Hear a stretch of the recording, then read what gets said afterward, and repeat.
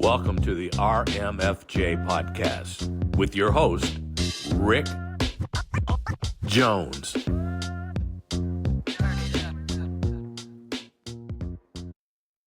Hey everyone, welcome to the RMFJ podcast. I'm Rick Jones, and today I have Hillary, and I don't know if I say the full name. I knew you in high school, Hillary Batjer Johnson.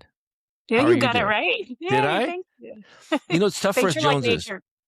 Yeah, Okay. there's a ton of Jones. You go by Batjer, do you go by Batjer Johnson or by Johnson? I go by Batjer Johnson professionally now. I'm Hillary Batjer Johnson. Believe it or not, there were a lot of Hillary Johnsons where I worked, and so I wanted to stick out a little, and Batjer is uncommon. Weird. Well, you know what? Being Richard Jones, I heard there are other ones. It's What? weird. No. I know. It's surprising. I know. Such a uncommon ethnic name. Yeah. Yeah. In Seattle, no less. Exactly, Seattle. Yeah. So everyone, I went to high school with you. I think we went to middle school together, and probably. I don't even remember. Did you go Ringgold? to Ringgold? Did you go to Ringgold? Yes. Okay, And then we Lake went to Heights? middle school. You were at Lake Heights, right? Or I was at Newport Lake Hills? Heights. Are Yeah. you kidding me? We went to elementary and middle school and high school together then. Yep. Mm-hmm. Okay. So I'm not going to take full credit for your success, but I feel like that's, I certainly was, a critical part of it, I'm sure. So. On the playground, you had a lot of wise words for me that I took to heart, and I still take no. to heart to this day. Really? Yeah. I'm sure there were. We can talk about that later. I don't even want to know. Don't even want. It was not. I was shy back then, so I'm sure I didn't. I don't think. I was too. So maybe we were both hiding in corners, separate and apart from each other. I don't know. Okay, to help with the introduction here, it's just amazing. And I need to preface this because I get a lot of pilots on here. I get like NHL players, NFL players. And so you get some Grammy winners, Oscar winners. It's fine. It's refreshing to have someone on here who's actually had like a real job. Okay. Someone that's actually. I'll say that to the next time I see an NFL. Someone that's contributed to society. So it's a breath of fresh air. Okay, this is per your LinkedIn, and so I know people round up on some of this stuff, but I'm pretty sure you're verified. Retired senior diplomat, strategic advisor, and coalition builder, national security expert in counterterrorism, sanctions, traveler screening, aviation/border security, and I love that you put this: diplomacy is fun. It is. That's probably why you're so good at it. I think you worked with 6 different administrations. Is that what I saw? I think so. Yeah, I started in Clinton, at the tail end of Clinton, in 1999 at the State Department. Dang. And then finished up in Trump too. So I just retired. So how did you get into this? Well, it's interesting. And again, probably we discussed it on the playground. I wanted to either be a princess or an ambassador. And mainly because my mom had traveled around a lot and had been an exchange student herself. And we grew up having exchange students. And I don't know if you remember, there were some exchange students our senior year, or no, junior. I think it was our senior year in high school. We had a Swedish one living with us. So we grew up with exchange students, and I loved everything about international relations. So I was trying to figure out how you get into international relations, and the place to do that is through the State Department. And I always thought it would be fun to work for the State Department. So I did that. I worked actually in between undergrad and grad school in Seattle at the World Affairs Council, doing a lot of work with the State Department, actually, bringing international visitors, rising leaders to the Seattle area so they could meet their counterparts. And they didn't have to be government. It could be private sector.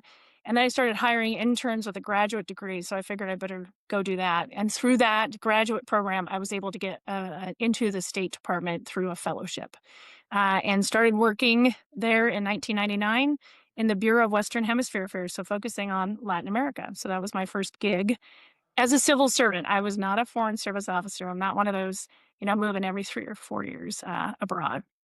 So I stayed in D.C. You've been stateside for... I've been stateside most of the time. I did one summer working for our embassy in Bogota, Colombia in 2000, which was pretty fascinating for a variety of reasons, as you can imagine. But it was also right when we were trying to negotiate some significant money for counter-narcotics in Colombia.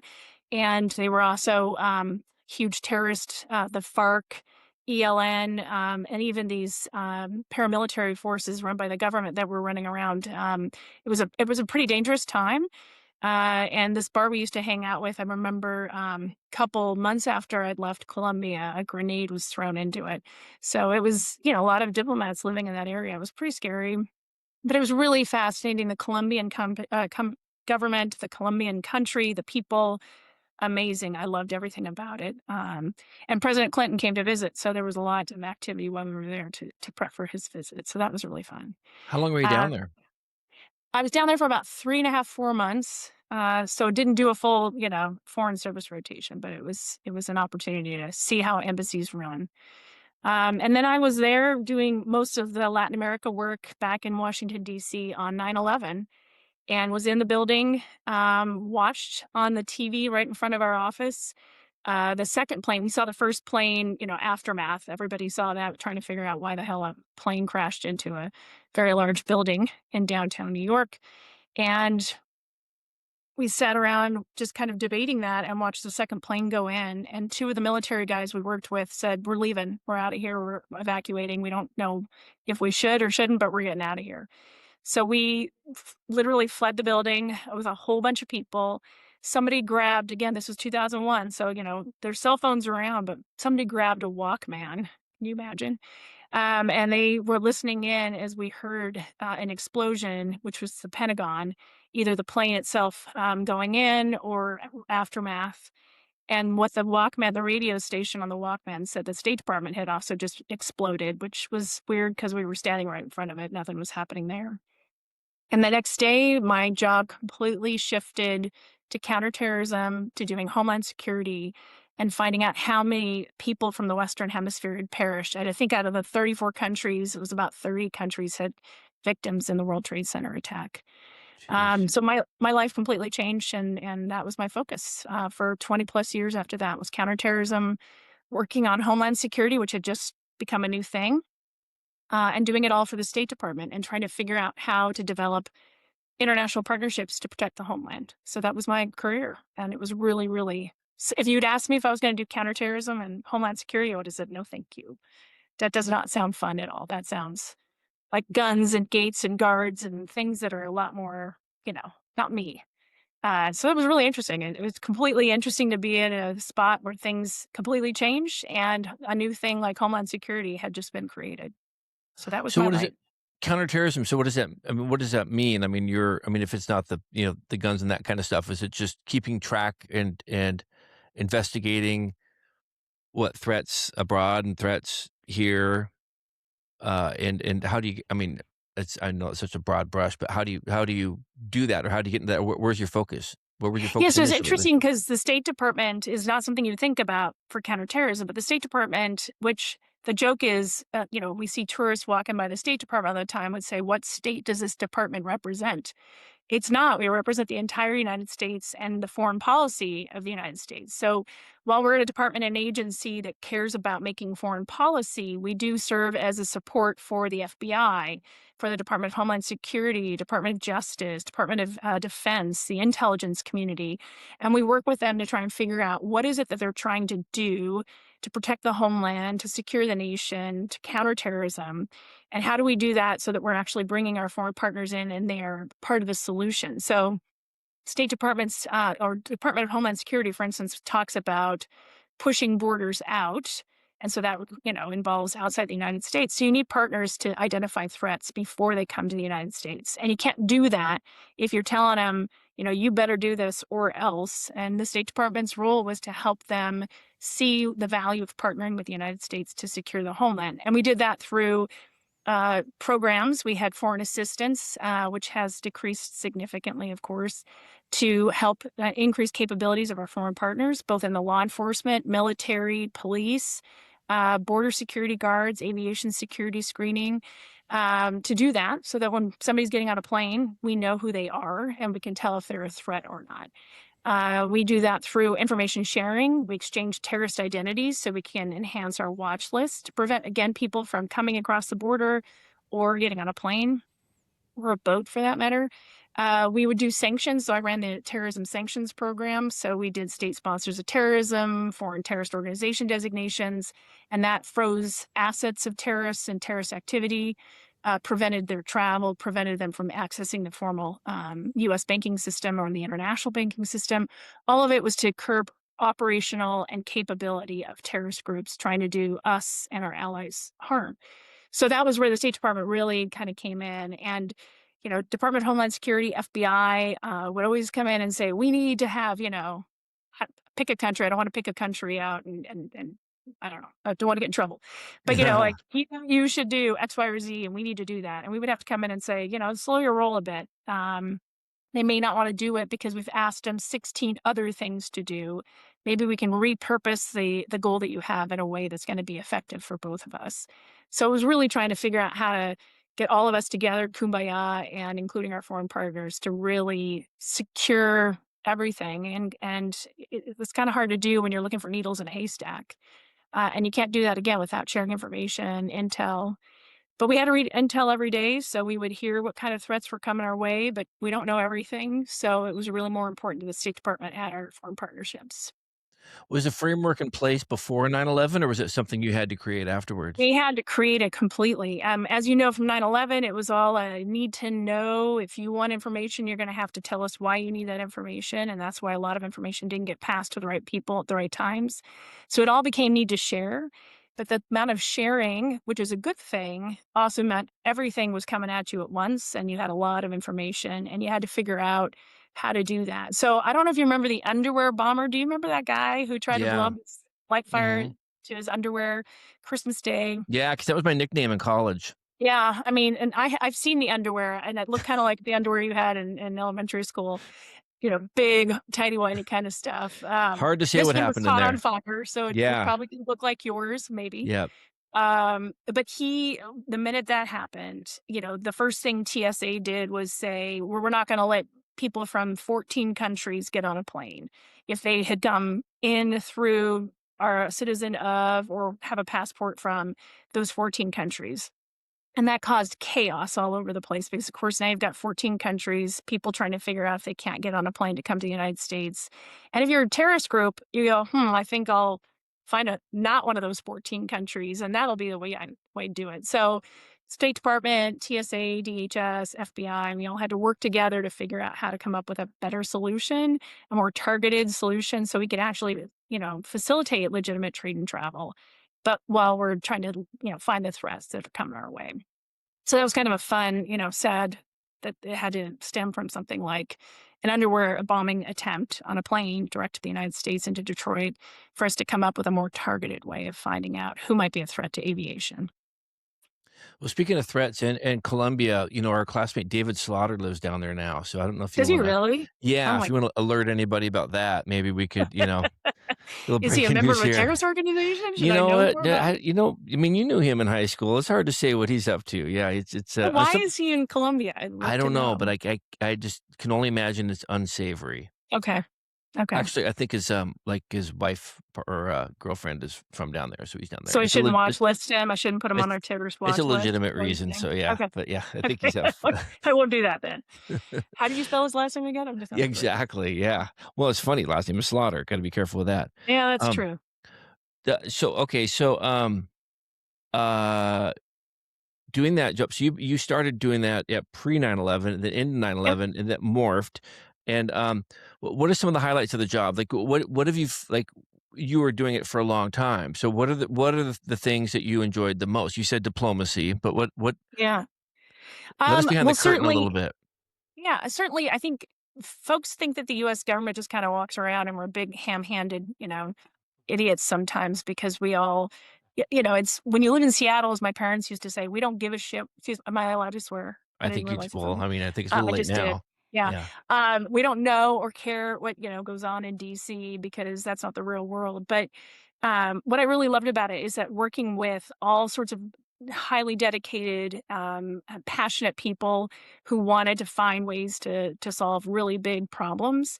And diplomacy for me was the perfect avenue for that because you could have, 16 million objectives and you have to get foreign partners to do something, but you've got to be creative. You've got to figure out what they need and want. And you've got to figure out how that actually we can maximize that partnership in a way that benefits everybody. And without foreign partnerships, I think, this is kind of an interesting time when we're looking at Iran and what's going on in the Middle East. And, there's all of our Middle East partners are taking a huge hit right now on behalf of what we just, did in Iran. So they needed to be part of that conversation, and I'm out of government now, so I hope that they were part of that conversation prior to what we did in Iran in order for them to be able to be prepared and help come up with some solutions and some coordinated and collaboration in whatever the next steps may be. But you can't do that in isolation. You certainly can't manage threats or address counterterrorism if you're doing it in isolation and by yourself. So we always were finding out, you know, hey, something domestic. We would say, well, why don't we find out what the Canadians are doing on that, or the British, or the French, or maybe even the Poles, and see if they're doing something. We might learn something from them. It might be really interesting to collaborate.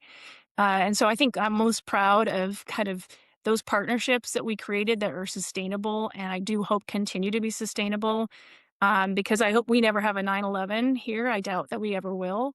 But now that you look at how social media can actually quickly radicalize individuals, they just can go down big, deep rabbit holes. And we don't have there's no good intel that'll tell you when somebody's going to do something anymore. We need all the partnerships we can get to share information in that space. So I'm really proud of that. I'm really proud of the sanctions we did, in addition to removing sanctions. So we talked about the FARC in Colombia.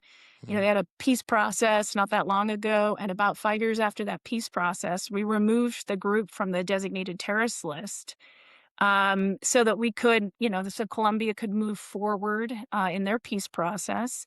And it doesn't mean that the people who were members of that group when it was designated get off scot-free. They kidnapped Americans, they killed Americans. Those people are still, under criminal liability and they can't enter the United States. But going forward, they're now a political party in Colombia. So we shouldn't continue to penalize a group of people who are trying to actually do better for that country. So I'm really proud of those. We worked on the recent designation of the Mexican drug trafficking organizations as terrorists. And so that was kind of a new thing for us. And that's been interesting to watch now that I'm out of government. So lots of interesting things there. And then I think the last thing I would say is you definitely fly safer, because I would say the State Department got partnered up with TSA and others to really figure out how we could, like the underwear bomber, figure out how we could actually facilitate trade and travel in a way that actually still looks for threats. Because there was a joke for a while when we had huge threats to aviation. I think you remember the laptop ban in 2017 and a few of those others.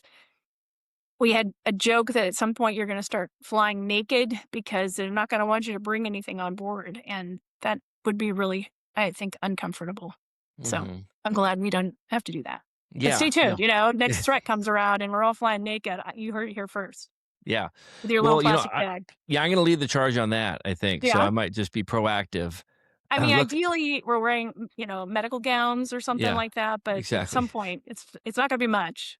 No, actually, I don't think my wife will be okay with that. But yeah, I'm just, being safe, just run through security like that. There shouldn't, nothing to. I mean, open kimono, right? You can see what I got. You can see what I don't got. So how is Colombia doing now? So I don't follow Colombia as closely, but I could say Colombia has had an interesting kind of, you could compare it to us in a way, a little whipsawing of political parties. It's a very leftist-focused leadership. I think the relationship with the U.S. is definitely under strain. And I think we've seen Colombian coca production go back up. And so, that's an area that I think the U.S. is really concerned about. But I think it's much better than when I was there in 2000. You couldn't travel to a lot of places in the country. And now I think it's a tourist destination. If you can ever get down to Medellin or Cali or even Cartagena, Cartagena in particular, I think you would have a great time on a cruise. You should take your wife on a cruise to Cartagena. Great diving. I think she's been there. She was just down there in Bogota for a Shakira concert last year. No, what The Cure? Yeah. She went down there for The Cure? No, Shakira. Oh, Shakira, of course. Well, that Yeah. would make sense. I Yeah. mean, I would've gone down there for The Cure. Yeah, she's like, "You wanna come Yeah. down for Shakira?" I'm like, "Mm." If she said The Cure, I'm like, "I'm I already was gonna say she should have packing." just said it really fast and you would have Yeah. signed Yeah, if it up was The and been Cure, I would've confused. probably beat her down there. I would've been That's yeah, right. but Shakira, Oh, I'm that like, must "No." have been fascinating. Yeah, if she went to Shakira, I'm like, "No, you can have that." But yeah, she said Yeah. it was great. Said it Yeah. was great. She wanted to see her in her, home country, In her whatever, and own she country, loved that's it. right. Yeah. That's Yeah, then good. after that, she did, Bad Bunny she went and saw Bad Bunny in Puerto Rico. And so she Oh my god, so she's gonna go to where everybody is. I know, so now I need to go Yeah. take her to go see The Cure in London, right? There you So that go. yeah, See? if we're into everybody's homelands, that's good. You too in Ireland. I mean, my god, that would be Exactly. insane. Yeah. Well, our band, with Chris Griffin, I don't know yeah, Yeah. so we played a little club this last summer in London, and it was U2's first gig outside of Ireland was at this little club. How did you guys get a gig in London? You gotta tell We're me a little more about that. That we're sounds kind of a big fascinating. deal. We're kind of a Are you big a big deal. deal? No, we're not at all, but Okay. actually, Maybe we can get you as part of the State Department's, arts and, music yeah, diplomacy. You could be ambassadors for the US. I'm not sure that'd be good for anybody, but we'd love that. I Yeah. mean, as long as you don't swear too much and you're not saying Mm-mm. anything, Well, controversial. so far you've been swearing more than me, so I think, That's if true. there's That any is sign I can just if I can make it to the rest of it without saying the words, that Leave. that'd be great. Yeah, I mean, with Chris Griffin, we'd have to sneak I don't know if Jeff Sadis would be able to pass any sort of background Yeah. State Department test, I'm but gonna say that is true. We probably have to double check all of that. yeah, we'd have to keep him behind plexiglass or something like that, but that would be yeah. He can't Yeah, get but into no Canada, right? I'm sure he can't get into Canada anymore. I actually have a strike getting into Canada. I shouldn't say that out loud. I do. Yeah. You get 3, but I've got 1. So, well, That's yeah. true. You Yeah, do have 3. they They're very talked to me generous. they talked to me a little extra when I come through. There's a misunderstanding back in 1994 one time, and so we Wow, don't that's not that long after yeah. Huh. yeah, so there was we had a little misunderstanding, I guess, and so But you've gone from 94 to 2026 with only 1 strike. That's only pretty 1, yeah, but impressive. they talk to me when I go through there. They're, Okay. "Hey, there's this thing." I'm like, "Yeah, it's fine." Do they tell you when that will be lifted, or are they They not? They told don't me, tell you. I talked to, someone in, yeah, and they said they were gonna be getting a hold of whatever it is, Ottawa, somewhere or something. They're Yeah. gonna try to, like, get it off because they said it was stupid. I'm like, I might have earned it back in the day." It was a little thing Well, that okay, yeah, so this is my point. They're spending way too much time on you, and they yeah, shouldn't. They should spend more yeah, time on the terrorist that might be crossing the border, either from the United States or flying in from some other country. And they're probably sharing that information that they have on you with the US government. And you might be on one of our watch lists. So if probably you have am. problems flying out of the No, United States, which no. sounds like you haven't. Okay, so you're Well, I good. mean, I'm a pilot, so that would be detrimental for Well, my I don't job. know. Civil aviation, Mhm. general aviation, I think, is a little different, right, than Yeah, that's commercial. true. Oh my gosh, Yeah. you're onto me. See, you're good. That's why you did yeah, yeah, that's why you're in that We're field. worried about general aviation a little bit, because of people like you that have Yeah, a strike against them. I can see that. Yeah. Okay. I'm No, gonna so do call you some people and make sure that we get that fixed. I was hoping yeah, if you could go the other direction and do that would be great, Let's yeah. let's fix it, as I would opposed to like to making get your life more difficult. it's not a big deal, but it's fun. It's kinda funny at this point, but it's just Yeah. they're like, "Hey," and they kinda like, We're "This" so nice. they're like, "This must have been a misunderstanding." I'm like, "It was a misunderstanding." Like, why? This isn't even a thing." I'm like, "Yeah, I know." But yeah, it was yeah. You know what it was? Officially, it was the not Oh, having the $35 cash you need to enter Canada. wait, that's not that exciting. I'm sorry. I thought you were gonna, like, tell me something much more illegal. Okay, yeah, and I'm glad it wasn't more exciting, but apparently it was exciting enough for the Canadians, and, I mean, I could fill in the rest of the story, but really I mean, there might have been a comment like, "Oh, there's a cover charge for Canada?" They didn't like that, and, "Who's the band? That 35 did bucks?" Yeah, I was gonna say that Yeah. didn't go over well. Back it up a little further when they said 35, I'm like, "This is a shakedown?" They don't probably didn't like that either, and then they probably also didn't like that, I may or may not have made the comment, "But Canada doesn't take credit cards?" Oh, Which I mean, I thought they would, but yeah, so I had a credit that's a card and lot to package into one series of comments back to very nice Canadians. So they probably were offended that you called them corrupt, potentially, and that they aren't sophisticated enough to take credit cards. yeah. Well, and I guess I was banking on them not being sophisticated enough to see that I was alluding to them possibly being corrupt. Strike one. Yeah, so I got a strike. Yeah. Yeah, I think I fouled off a couple since then, but I'm still strike one, and no, it's all I know, 'cause I wanna take the boat up there this summer, and I'm like, "Are they gonna make me pull into port and have to talk to somebody?" I don't know, it's fine, yeah. Well, it's good that you're not a terrorist then. I'm just glad to know Exactly, that. right. Yeah, I'm just I was temporarily a scofflaw, maybe in Yeah. some yeah, exactly. Yeah.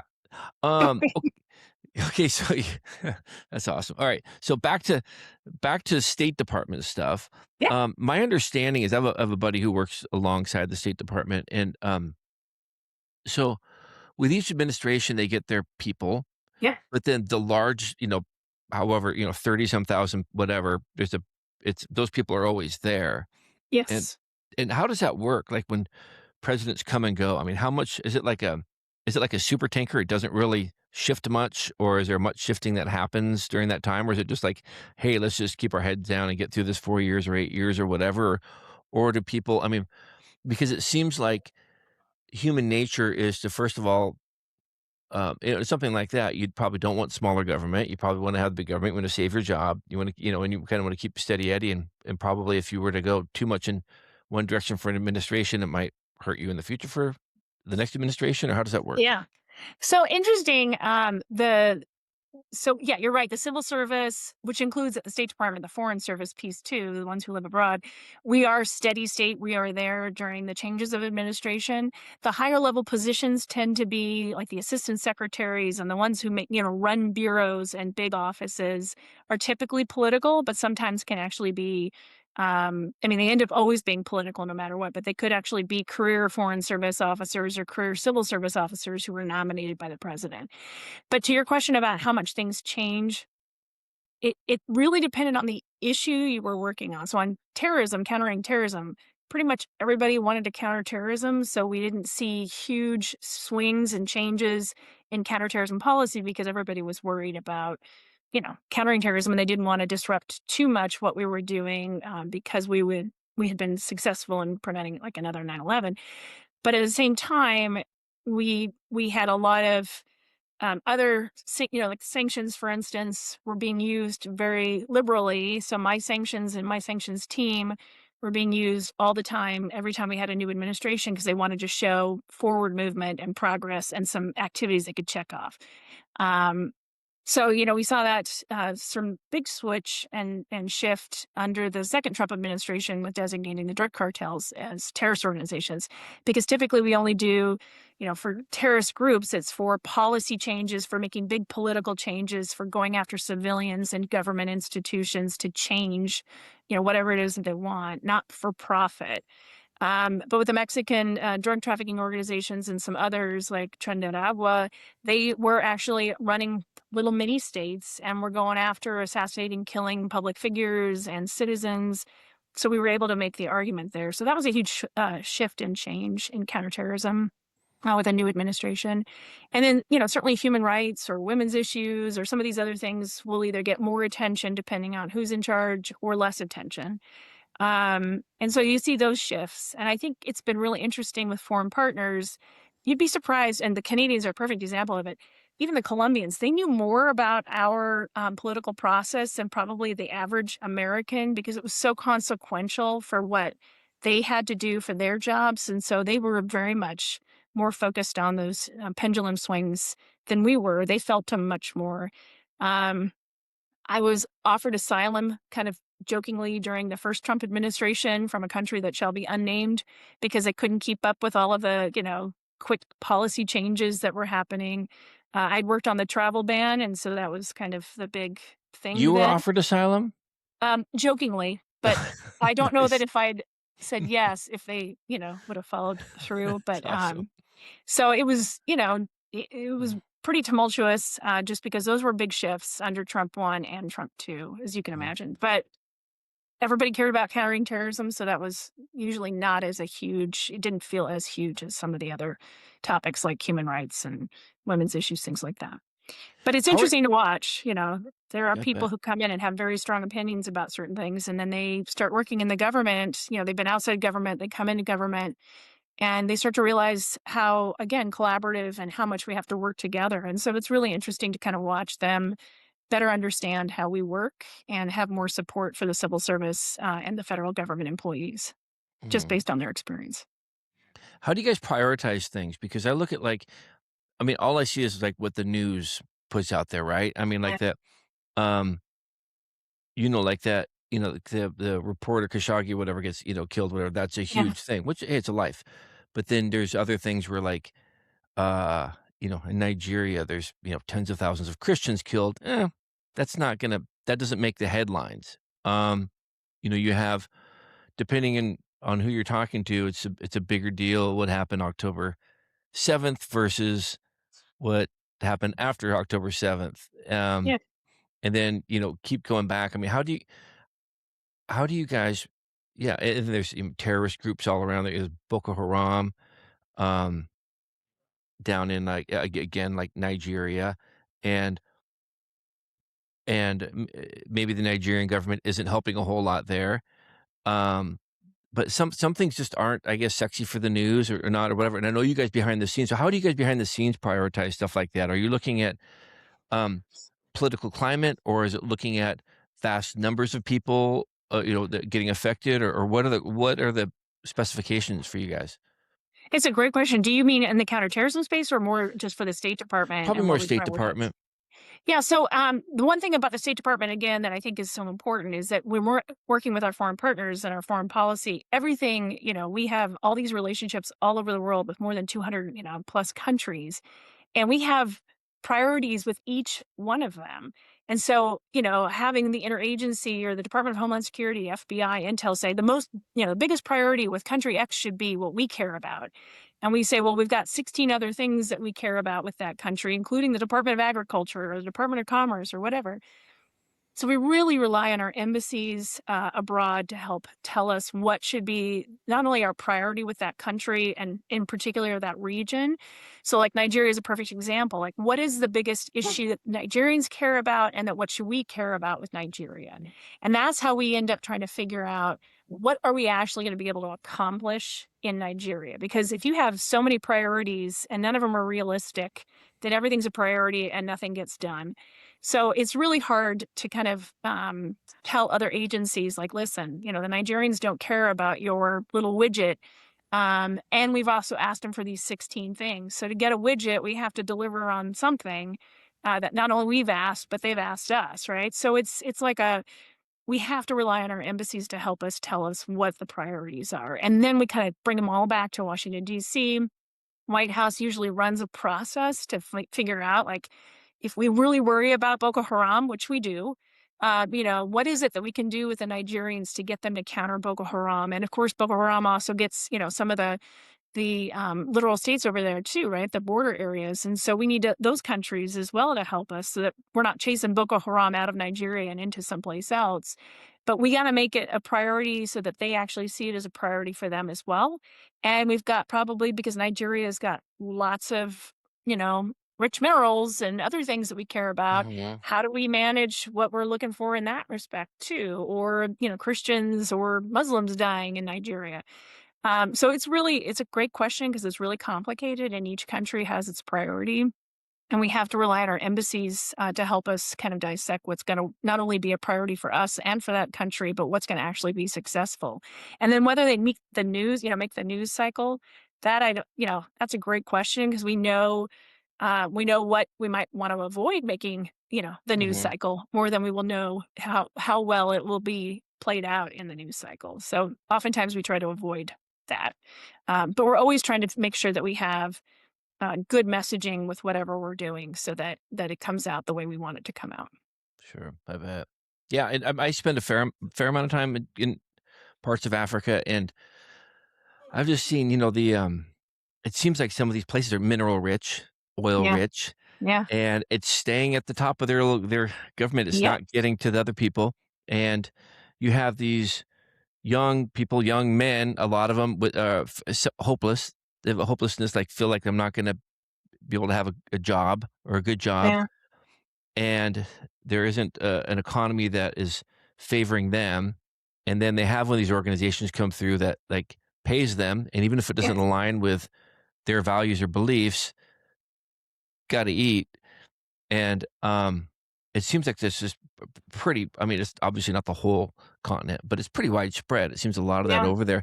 Is there some sort of a solution? I mean, some long-term solution? I mean, it's such an enormous problem, but is there something that the U.S., I guess, could help with, or is that even their deal to help with it, or is it just too many hands in the pot because China's over there now so aggressively? Yeah.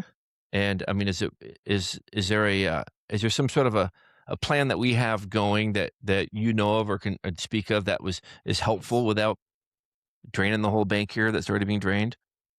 No, I mean, so Nigeria is an interesting one, right? You hit the nail on the head that they have a population, young population with like a massive growth in their young population, which is not commensurate with their job, vacancy rate, right? So we have looked at that in the context of counterterrorism, and for the very reasons you just cited. But I think if you look at if you want to look at rich, minerals and critical minerals and out there, I mean, that's kind of the new thing, right? So you also hit the nail on the head, right? You look at some of these countries, you look at Burkina Faso, Chad, Niger, they all have critical minerals. You've got the Russians there too, also recruiting fighters for Ukraine. You've got the Chinese, as you mentioned, not only running a lot of that work in the critical mineral space, but employing Chinese to do it as opposed to the locals. And then you have an instability factor. You have either these are coup countries. They're not being run by the people who were democratically elected. And then you have, like you said, a number of unemployment issues and other security issues. So it's a mess when you start looking at all of those things all at once. I think what we've really, in the counterterrorism space, which I can speak to a little bit better, we really were trying to work directly with the African governments to figure out how to create more stability and security in those countries so that they had the capability of figuring out what they wanted or needed to do with that kind of, with critical minerals, for instance, or something else. But you had the Russian-China problem there that was very, tantamount, and you have a number of terrorist groups like JNIM, these Al-Qaeda groups that are running around and causing all sorts of problems. So it's only gotten worse, not better. So we do, again, we go back to the embassies. We work on actually country-specific plans and regional-specific plans, but they get more challenging when you have less foreign assistance available. You don't have, and I'm going to speak frankly here, you don't have USAID anymore working in those communities to help develop community programs that help the economic security and drive up ability for people to find jobs. I think it's going to be worse before it gets better because we've taken away some of the really key tools that we had primarily in Africa that went a lot farther than they did in any other region. But people can debate whether they thought USAID was actually doing what it should do or not. But it was definitely communicating or working with communities to actually help them with economic drivers, build stable, economies. And they were actually taking a lot of U.S. products and agriculture and providing that to these communities as well. So it was a benefit for the U.S. public. And so, you could debate whether or not that's actually going to be a long-term problem, but I think it will be. So USAID thing, and I'm not speaking from a position of education here, but it seems like I feel like the middle of the road people, a lot of people were like, "That's a great thing to do exactly what you're just talking about." But at the same time, it looks like, at least the things that hit the news were like, "That's great," but for every dollar, like 14% is actually getting there, and it wasn't so much like that's like it was like, where's the other Yeah. where's the other 86% going, and maybe more transparency or clarity or cleaning up of that, because I think people want to be able to be helpful like that. But it's like if only 10 cents on the dollar are showing up where we thought they were, 'cause so many hands in the pot, then it's kind of I wonder if there's a way with cleaning it up with PR that we can get back to pushing that through and making USAID a bigger player. What are your thoughts on No, that? you're absolutely right. I think the thing that the State Department and USAID don't do well is talking to the American public about what we do and how we do it. There's some restrictions on whether or not we can, we can't propagandize against the United States and the US public as a State Department. We're supposed to be outward facing. But the amount of connectivity we provide the United States taxpayer and, I'm just even talking about agriculture and exports and what USAID was doing, I think you're absolutely right. If you're not explaining it and explaining it in a way that helps the average American citizen, let alone the taxpayer who's saying, why is my taxpayer money when we have a massive deficit here going to Niger or Nigeria or Chad or whatever, and not explaining why that's important, not only for the U.S. economy, but for our safety and security, then yeah, you lose that argument so quickly because that's exactly what people are going to say is, I don't believe that that money is actually going to where it needs to, or I don't understand why it's even leaving the country. And what good is that doing me as Joe taxpayer? So I think you're absolutely Yeah. right. The PR piece of it for both the State Department and USAID we would benefit so much better if we did a better job of that.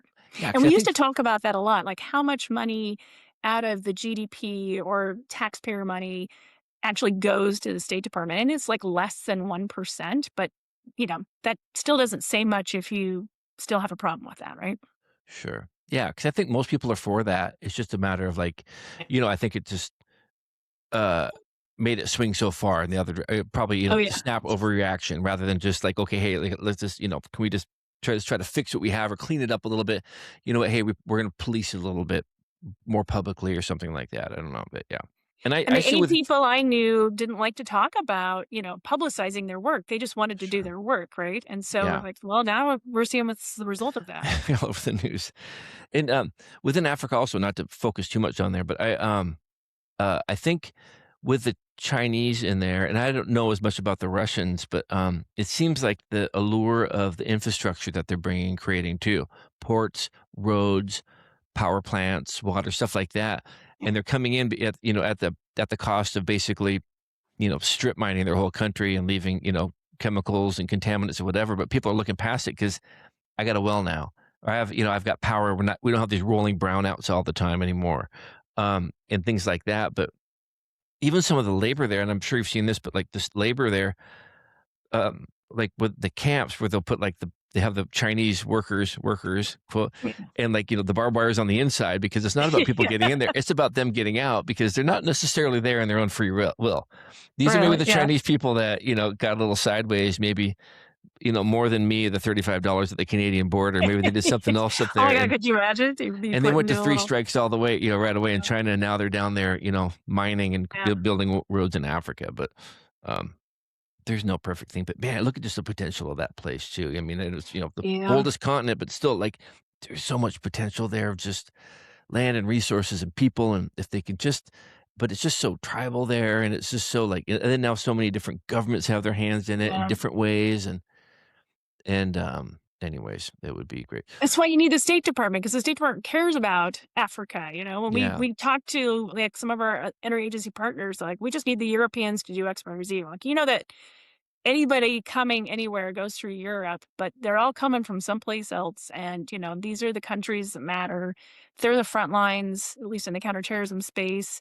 Mm. They're the ones feeling it every day. They see it. They have ways to hopefully address it, but we just need to be in there and helping them and partnering with them and learning from them because they know better what's going on than we do, but we care about it and we should care about it a lot more. Yeah. Um, Iran. Question for Yeah. you.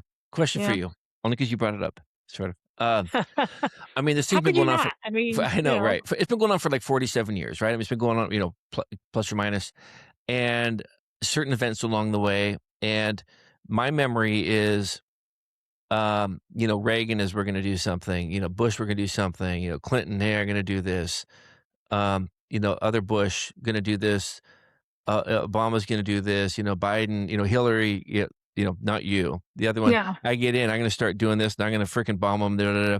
But anyway, so now we're here, and it's like, I mean, I think once we finally get the conflict, there's going to be people, obviously pro and con, based on whether it was Trump or whether it was Biden or whether it was whoever it was. We got the political side of it. But what is the, I mean, over 47 years, what have you seen as what was from from this, I guess, your State Department experience, what is it like? Them killing the protesters, supposedly, the tens of thousands or whatever, and people going against them, that kind of stuff. Which, if it was possibly Gaza, like that's one level of importance. But if it's over here, maybe it's in a different level of importance because it's Iranian. How do you? I mean, how do you determine whether it's the right time or not to like finally just like step in the mud? I think so. Iran has been vexing, at least in the counterterrorism space. It certainly has been vexing us since 1984 when we listed them as a state sponsor of terrorism. So they've been the longest serving state sponsor of terrorism in the U.S. government, and probably as long as we've had that designation. I saw it when I first started in 1999 because Iran and the Lebanese diaspora in the Western Hemisphere was pretty significant. They're a very productive, interesting diaspora in the Western Hemisphere, but there was always that overlay of, it's not that far for the IRGC and Iran to do something bad to the United States because they're so close. And then when I moved to the Counterterrorism Bureau, of course, it was one of our highest priorities, in addition to Al-Qaeda and ISIS and what we call the racially or ethnically motivated violent extremists, those right-wing, left-wing groups. It was right up there. So we were constantly always thinking of ways that we could address the Iranian threat. And it was mainly about their proxy groups. So IRGC, Quds Force, Hamas, Hezbollah, and then, the Ministry of Internal Security, which is like their, kind of creepy group of people that run around and try and do assassinations with the Quds Force. So it was always out there. We were always very worried about it. And then certainly things changed when you saw there was an attempt, a person who came over the Mexican border who was going to assassinate the Saudi ambassador to the United States. That became a huge deal. There were people who were almost assassinated up in New York. And then certainly after Soleimani was thwacked in Iraq under Trump 1, the increase of threats that we started to see were huge. And, it's all in the press. It's not secret stuff, but it was really, really much more becoming in the forefront, along with ISIS and some of these other groups that we were very worried about their capabilities because they were spread all over the world. You talk about Africa, China, Europe. They were infiltrating in places and trying to threaten people in Europe. So it was a real worry. And so all of that is to say we were always worried that if we attacked Iran, that those proxy groups would be activated in a way that we had not seen any other terrorist group activate. They don't have, you keep hearing sleeper cells, right? I mean, that's the ones you worry about. So I don't know I wouldn't want to say that I don't think that's the sole reason we didn't do the things that we did then and now chose to do it here. Anytime I talk to anybody about Iran and terrorism, they all worried about the nuclear file. That was the bigger problem that most of our foreign counterparts worried about, is how fast that was moving and what was going to happen there and what we would do to curb that, because we were losing ground to do that. So I think that was a predominantly bigger issue in this go around. And then certainly October 7th, and you had the Hamas attack. And I flew to France right after that to go do a counterterrorism financing and designations workshop that the French held with a bunch of countries. And at that point, that was in December, so this is a couple months after, you were starting to see people and countries very worried about what was going on because, the Israeli response, for instance, and other things. But you really saw a diminishment of Hamas and Hezbollah because of, what Israel was doing in response. And you start to see the diminishment of Iran as their backing. You saw Iran and the Houthis who were always Iran-backed, they were able to shut down the Red Sea for a while and didn't necessarily need the Iranians anymore. And then you watch Syria and Assad getting kicked out by, it was an former Al-Qaeda leader of an Al-Qaeda affiliated group. And the Iranian influence ran out of town. And so if you add all of that up, and starting to see the diminishment of Iran's capabilities and proxy groups, I think we still were worried about potential retaliation anywhere at any time. But between that and the nuclear file and Trump, right, who's probably the one person who could probably, I don't know, whatever you want to say, could do that, I think all of those adding up certainly provided more of, in my opinion, a ripe opportunity than in previous cases. But, I'm not an expert in Iran, so I'm sure there were other opportunities at other points in our history that there might have been a better time to do it. I don't know what those would have been. because again, I'm not an expert, but it's an interesting question because, like you said, it's been 47 years. It's pretty long time for them to be able to do what they've done. We just need to send them a bunch of the pagers like they sent to the Hezbollah. Oh my God, that was so you talk about aerial patient security again. Then we had TSA and everybody else going, we can't have pagers, on airplanes and cell phones. And we're like, how the hell are you going to do that? Who has pagers anyway anymore? But I guess Hezbollah had a lot of them. And I that was the saw most fascinating thing I've ever seen in my entire life. amazing that they were able to pull that off. I mean, Ugh. regardless of what side anybody's on, I mean, come on, that was brilliant. And I saw, this is horrible, but I saw like a GIF of that, and it was a picture of a pager, and it was like the last message. It said, from the liver to the knees.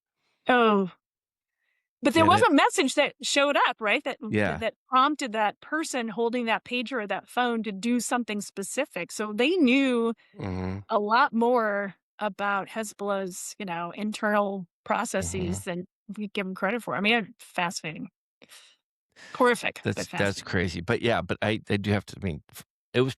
I mean, pretty from the liver to the knees. Come on, like from the river to the sea. Come on. There's some humor there, and I didn't want to laugh at that. I hope they really did send that message. But no, Strike two, strike two. We'll say that for the Exactly. Canadians. Yeah, I got to. Um, so we'll see what happens there. Yeah, I think it'll s- be interesting. yeah, it will.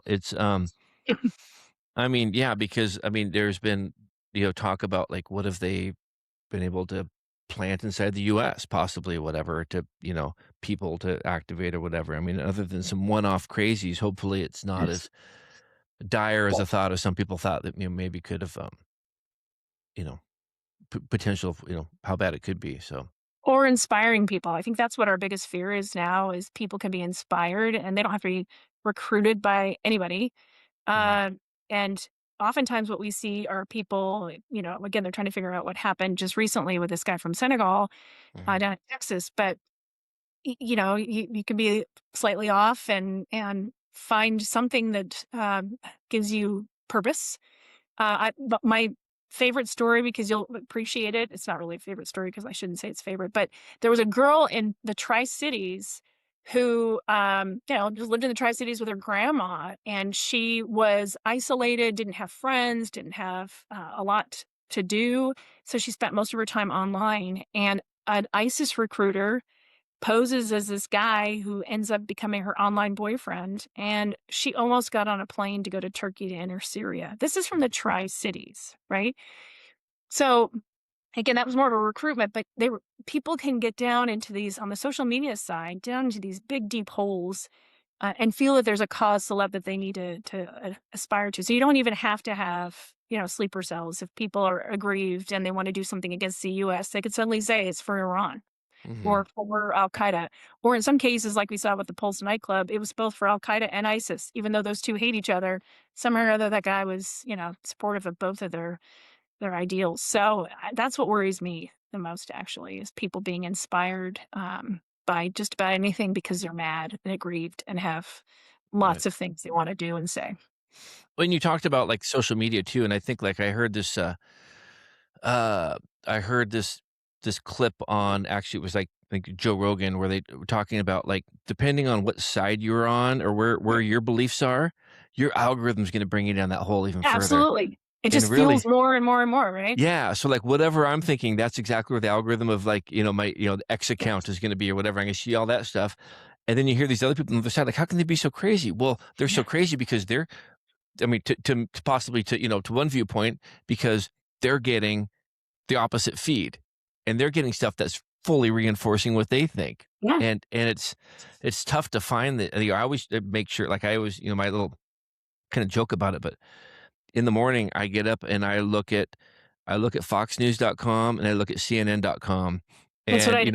and I'm kind of like, you know what, the truth is somewhere maybe in the middle here somewhere, but it's interesting to see like this is such a huge story over here and it's not even over here and this Yeah. one's over here and it's not even over there and they're competing or whatever, and if you just sit in one side of that thing, it can just pull you down a rabbit hole, and it's tough for the algorithms to get the feed. Like I'm like I want to get more I want to get the other side too. I want to hear the devil's advocate. I want to hear the what if, or what about these people, or whatever. Not that I'm necessarily going to agree with everything, but I want to be able to have an understanding of it. Like, oh, okay, that makes sense. I see where they can think that too.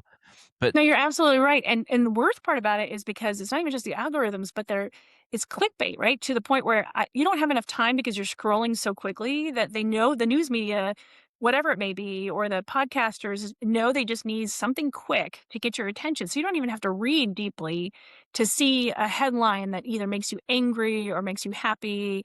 And then if you go into that actual story and read it, you might find that it doesn't actually line up with the headline, but nobody Mhm. cares. All they read is the headline, right? And now they're mad or they're whatever.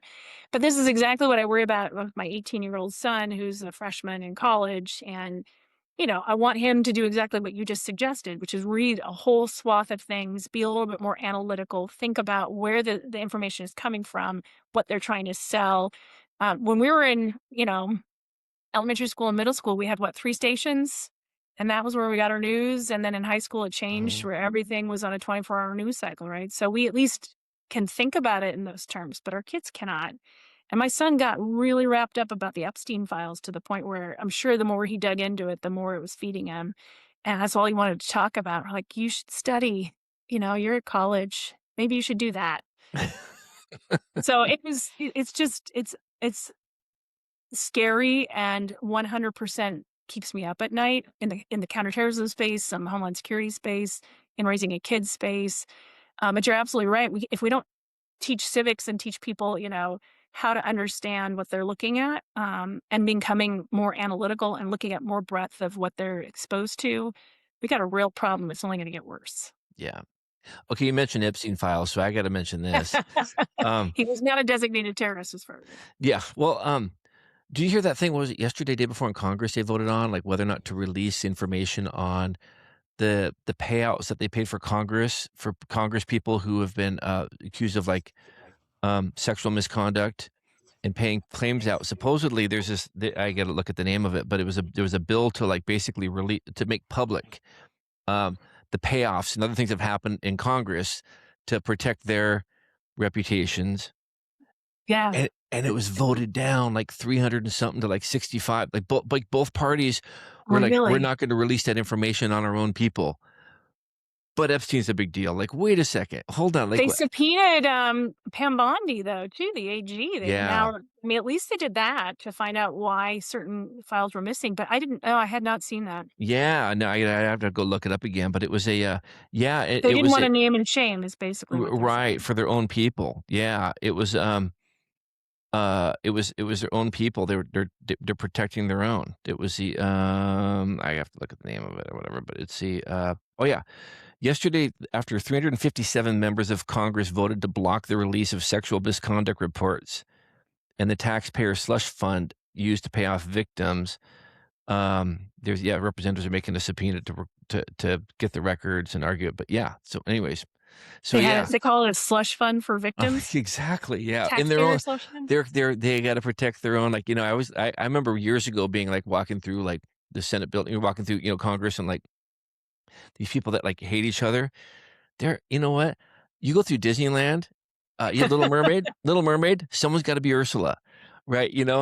And I feel like that's how Congress is. Like, they kind of like they got to protect their own game. Like they might not like each other, but they like the game more than that, And you see, anyways, that's Well, the my precedent setting of that would be, I mean, just if you were to argue the devil's advocate side, all of those, I assume all of those kind of cases outside of the Congress are sealed, right? Once you settle, whatever yeah. it is, things are sealed and nobody wants to be in the business of opening these up. And, sometimes people pay things off because they don't want to go to trial. They don't want to have whatever. So Hmm. I could see where Congress in particular does not want that exposed because it's a Yeah. personal thing. But worse though, that they've paid, I didn't know this, Yeah. and they have a taxpayer funded fund to victims. That I think should be, if And nothing both else happens, the main across the aisle, focus. they can agree on that they will protect Or maybe themselves. they should stop paying out of a taxpayer fund and the personal Eh, eh, accounts should be used. That would that's a seem, start. Yeah, yeah, that's a start. Yeah.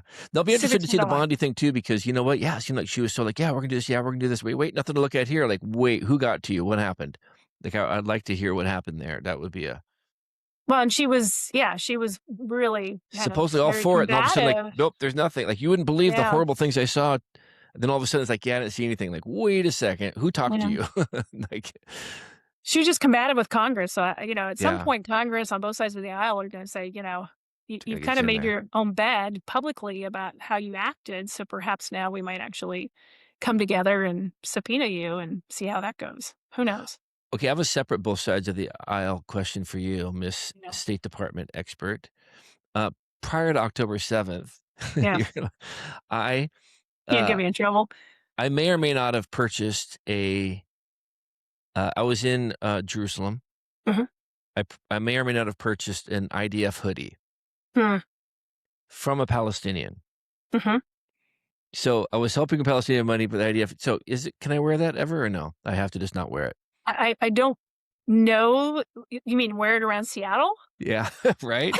I mean, that's a personal choice. Pray for me. Yeah. Yeah, that's a personal I mean, choice. I was helping. I You mean, can, but you could put a little sticker that says I bought bought it from a I bought should from left a this Palestinian. I should left the tag on there. Bought from a Yeah. Palestinian fellow. I don't know that Money. that's gonna balance it out when the bigger letters say. I don't know. That's a personal choice. You know what? I'm gonna try it. I'm not I'm gonna sanction you. That's not a sanctionable offense. That is not illegal. I'm gonna try it. Is that I'm what gonna you were worried about? wear it through Seattle. We're gonna see. Well, I'm gonna You make sure I'm should not gonna wear get it the that next second time you strike. go up to Canada I want to too, make 'cause sure you're you still gonna go talk to Canada for me because I need your Yeah. help. Yeah, Okay. to get that strike removed. Anyways, uh, Rick Jones. I mean, there's enough Rick Joneses. You think that it's good that they've got the right Rick Jones and not every Rick Jones has to be pulled aside. it's not really that good. It would be great if it got shuffled to Okay. somebody else because you know Okay. what, someone else should deal with it for a while. I think, and it's Just not send me your very, middle name and we'll figure out if we it's, can it's find not very something. Christian to me, but that's where I stand on that. I feel like you know what, some other Jones needs to go talk to them. It was a stupid There's a whole rule. saying about the Joneses. Exactly. Keeping them Yeah, up. you get- Keeping keep up it- with the Joneses. That's right. Keeping up with me, especially with Canadian relations, is you have to be going really fast, like in reverse. And I am worried about the border security with Canada now that you've broken that seal. I do think that we'll keep an eye on it. Okay. Good to know. I've written it down. So like you've retired or you're done from that. I'm Now you have retired. your own company, correct? Is that what yeah. I do. I'm consulting. I started my own company, but I'm consulting for another company. But we moved to California with my husband's job. Actually, before the election, we found out that my husband was going to move. His job was going to move to California, so back to the West Coast, which made us really happy. We were able to wait until my son graduated from high school, so they offered early retirement and all of the downsizing. So I took it, which was great. So I'm out here, but I've been actually spending more time just taking a break. I've been doing a little consulting mostly for free because I'm that kind of person right now, trying to get my name out there. So I did some consulting for the UN and a few others, but I'm trying to figure out if this gig will work. And if not, I will go pursue something else. I'm going to do some board stuff. So I'm on the board of my college and my grad school and What just school is trying that? to get, so I went to Whitman College in Walla Walla. Mm-hmm. And then I went to the University of California, San Diego. Nice. So close by. So I was just there last week or this week. Great schools. So woohoo, if I can plug anything, the School of Global Policy and Strategy at the University of California, San Diego, if you're interested in international relations, and Whitman College in Walla Walla. So good they named it twice. Laura Senio Blair went there. Chris Lee went there. Ralph Geronimo went there. A couple other people from Newport. I have to say, Whitman, not to toot your horn too much, but that's a very, very difficult school to get into, Good school. notoriously. And I don't want to brag right now, but while you're getting in Whitman, I got my acceptance letter to Bellevue Community College at that BCC time. was great. At that time, BCC is a great yeah. school. And you know what? I was sweating it. But it came in the mail, and so I know what you went through. Thanks, I appreciate Yeah, that. We all had I to did. type out our applications on a computer, on a typewriter, if you remember. That's true. I probably barely did that. It was Bellevue Community College. I think I just had to show up. I mean, I don't Yeah. remember. It was bad. They're like, I don't know who you are. Is your check going to clear? I'm like, I hope so. Like, yeah, you're in. Yeah. A little different than Whitman. Yeah. Hey, but you went on to be a pilot for Alaska and a private pilot. Yeah. I mean, that is a huge deal. And I'm technically a retired pilot from Alaska. Yeah. And just doing the private thing, and I love it. Yeah. I think Yeah. that's great. And I think it would have been great if we gotten you to do evacuation flights. I mean, look at how busy they are. at the State Yeah. Department, getting evacuation flights put together. We could do that, but you know what? I like the Maldives. Yeah, I was gonna say, it's probably a little nicer where you went. Seychelles are pretty great too. Oh, man. I mean, you See, know, you in a pinch. in a pinch, I'll go to, I Yeah. don't know, Dang Burkina it. Faso or something like that. Yeah, we'll But go ahead and go. you like Africa, so maybe that wasn't a good I like example. part of it. You know, we're down to South Africa. I like that, the Yes. safaris and some of the stuff, and the food. I like how far the dollar goes. Yeah. Um, like Tanzania, like going out to Zanzibar. It's wonderful. Um, yeah, You've traveled everywhere. you can have Nairobi, Okay, but thanks. Rwanda, I mean, I've just I heard barely, that's beautiful. I barely just was passing through there, but man, it was Yeah, great. And that's actually, I what I was there. heard. One of the ramp guys had this cut from his head all the way down through his eye down his cheek, and he's like a ramp guy, and he's so nice, and he's out there, and they're well dressed and helping him out, and just it was such a quick, stark little look at the crap that they've been through, the Yeah, stuff that they went through just so recently, these survivors. It was just I can't even believe it. We don't realize how good and easy we have it over here in the it's U.S. true. I mean, That is our true. oh, we're so bad, whatever, depending on Biden's horrible, Trump's horrible, this person's horrible. I hate it's still pretty good. It's pretty great. You are 100% right. We're able to I agree with podcast. We can't always get into Canada when we want, but everything else is pretty good. It's true. So I have to ask everybody this: what does contentment look like to you? To Hillary Batjer Johnson, what does contentment look like, and is it attainable? Well, right now I'm defining contentment and not working, crazy hours and weekends and evenings and holidays, and being able to have my schedule be my own. I've got a dog whining outside. I don't know if you can hear it. Hang out with him, and he's a blast. And I think contentment is being with my husband and my son. And to your point, traveling. We love traveling. And that's one of the things. We went to Oman last year for spring break just for Muscat, or fun. where'd you go?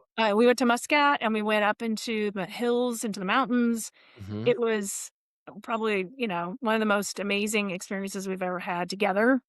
And so contentment for me is to kind of make my own schedule going forward and including a lot of travel and time with my dog and my son and my husband and maybe getting a couple business things here and there so I can feel like I'm still got my fingers in the game. And I love international relations still. I'm really hoping to contribute to that. I'm doing a lot more speaking to students, and that's been really, really fun. And I enjoy it so much because, um, now people are really just understanding better what the State Department does. And I can't be nerdy enough to say that actually makes me happy. That's contentment.